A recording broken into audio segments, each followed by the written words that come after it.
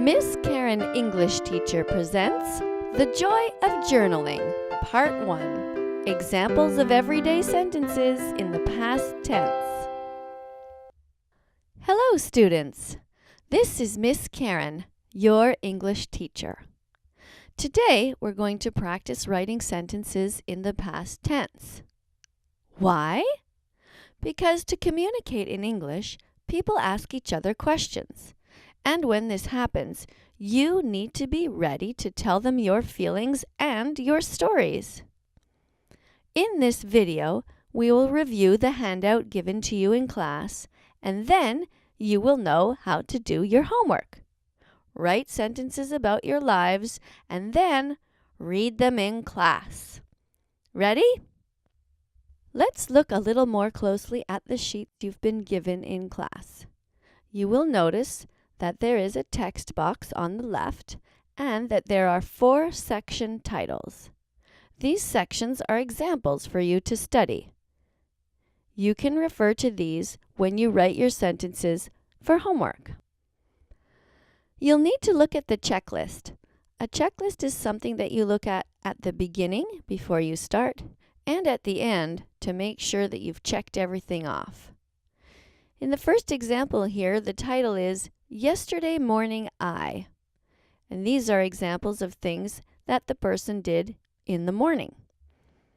The next example is Yesterday at School I. And these are examples of things that happened at school. Example number 3, Yesterday after school I. And these are things that happened to the boy or the girl after school. And example number 4 is last weekend my 3 friends. And these are things that happened on the weekend. Let's look over the checklist so you have a few guidelines. Before you give me, Miss Karen, your work, you will need to check this list. I thought about what I should write. I looked at the model sentences. I wrote a few notes about things I did. I wrote about how I felt. I was creative. I used my notes to write the text. I used capital letters, commas, and periods. The last checkbox is the most important. I revised my work. I used a dictionary.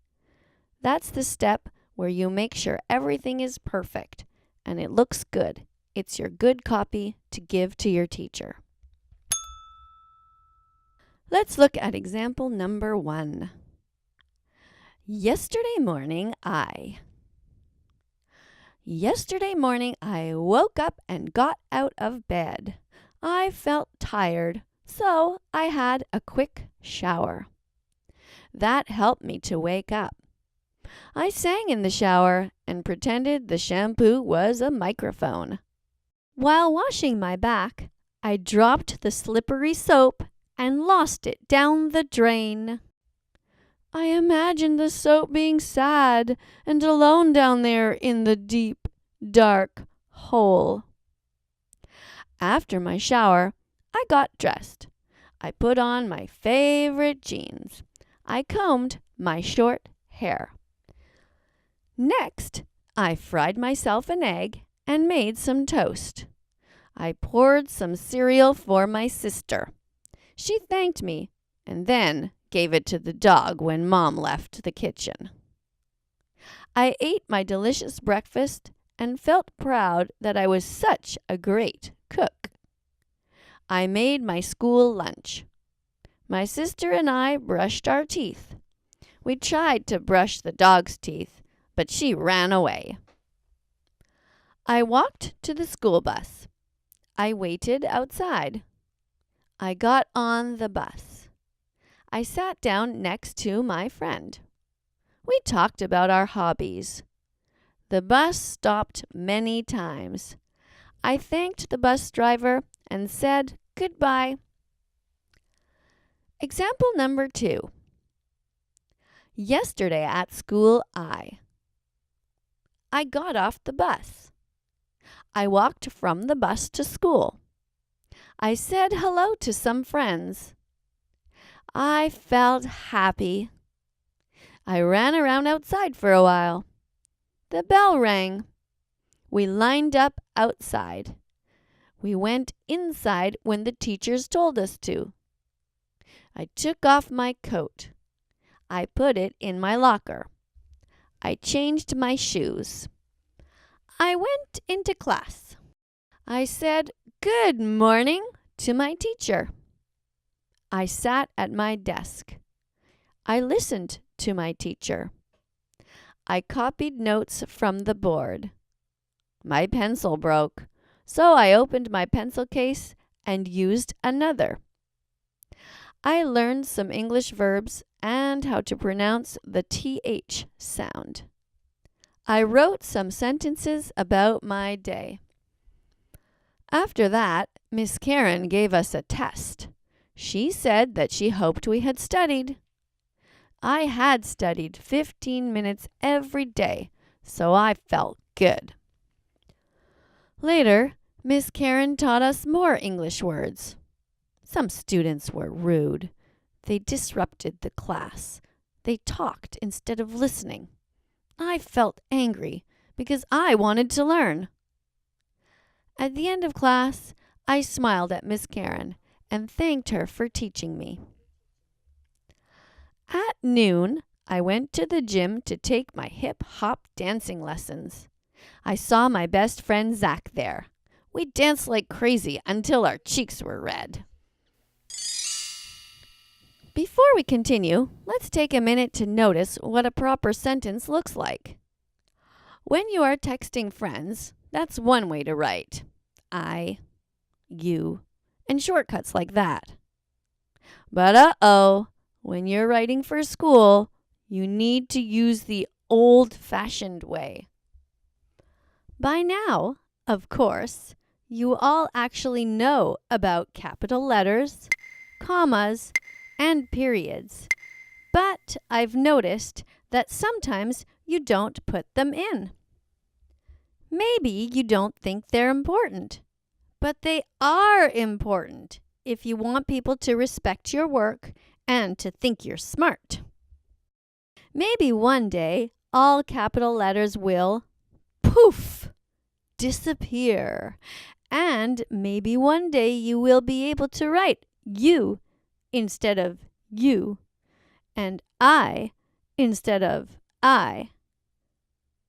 But not just yet, my little marshmallows, not yet. For now, you have to do it the old-fashioned way. Okay? Okay. And so, can you please begin to notice the capital letters at the beginning of each sentence? And can you please notice the periods at the end of each sentence? And can you please notice the commas in the middle of some sentences? Fantastic! Let's keep learning and look at a few more examples now. Example number 3. Yesterday, after school, I heard the bell ring at 3 o'clock. I prepared to go home. I packed my school bag. I remembered my English book and put it in my backpack. I put on my coat. I walked down the stairs. I went to the school bus. I looked out the window on the way home. When I got home, I washed my hands. Next, I ate fruit salad and drank a glass of water. I watched some of Miss Karen's videos on my laptop. I practiced speaking English. I memorized some of the sentences for my oral presentation. Next, my parents came home from work. As usual, my vegetarian dad made supper without using any meat. We ate a delicious tomato and green pepper chili together. After dinner, I washed the dishes, and my mom took my sister to her dance class. My dad and I walked the family dog Snoopy. Next, I practiced my violin and my guitar, and then I constructed a huge Lego tower. My tower was really tall, but Snoopy came and knocked it over. I laughed. I wasn't angry. When it was time for bed, I brushed my teeth and read a book for a while. Example number 4. Last weekend, my 3 friends... On Friday night, my 3 friends came to my house for a sleepover. We played soccer outside, baked chocolate chip cookies, watched YouTube videos by Miss Karen, and jumped on the bed. The next morning, we got up early and built a fort in the backyard with old wood and old tires. My mom took pictures of us. She shared them on Facebook with my grandparents, who live in Germany. At night, I fell asleep and dreamt about the sad soap in the scary drain. Ta-da! And so, my dear students, that's the end of my examples. Now it's your turn to write your sentences. After you do, don't forget to go over the checklist to make sure you present the best work you can. Let's go over the checklist again. I thought about what I should write. I looked at the model sentences. I wrote a few notes about things I did. I wrote about how I felt. I was creative. I used my notes to write the text. I used capital letters, commas, and periods. I revised my work. I used a dictionary. So, my dear students, you should now have enough information to begin to write your sentences. In future videos, we can learn more about how to use emotions in your sentences and how to form paragraphs to create little stories from your experiences. Thanks for listening. Bye-bye for now.